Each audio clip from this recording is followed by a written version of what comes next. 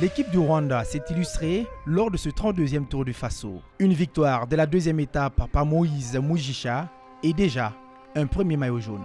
On a gagné une étape, on a fait beaucoup d'efforts parce qu'on devrait faire des échappées. On n'était pas sur le sprint parce qu'on n'a pas beaucoup de sprinters qui sont capables de rivaliser avec les Burkinabés, des Belges, des Hollandais.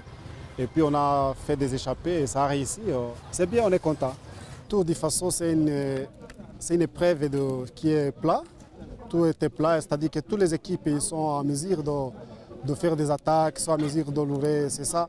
Et contrôler 8 jours, c'est difficile.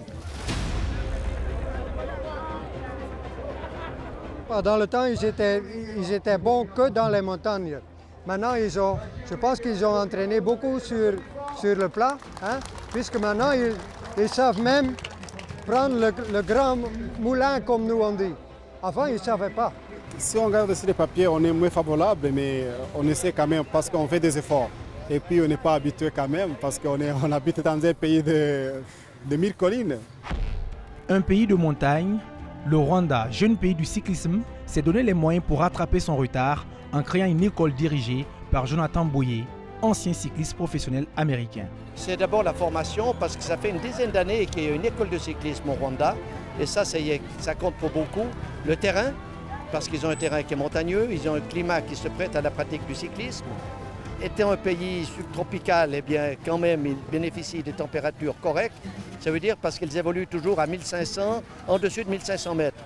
Donc au niveau des globules rouges aussi, je pense que ça leur donne un petit plus quand ils arrivent au niveau des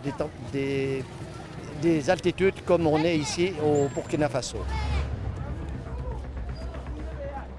Aujourd'hui, l'équipe du Rwanda affiche de bons résultats dans les épreuves africaines.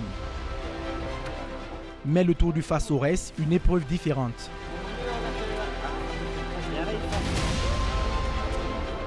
C'est la seule course qui comprend 10 étapes avec une lutte constante contre la chaleur.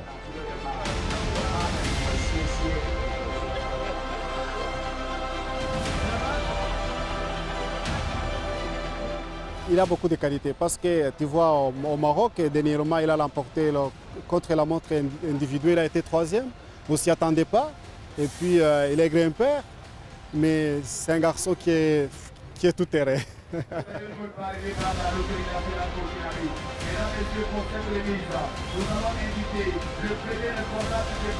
J'ai vu les Rwandais déjà plusieurs années. Ils sont forts, ils sont forts. Mais après seulement 2 participations au Tour du Faso, l'équipe du Rwanda peut déjà rêver d'inscrire son nom au palmarès de la plus prestigieuse course africaine.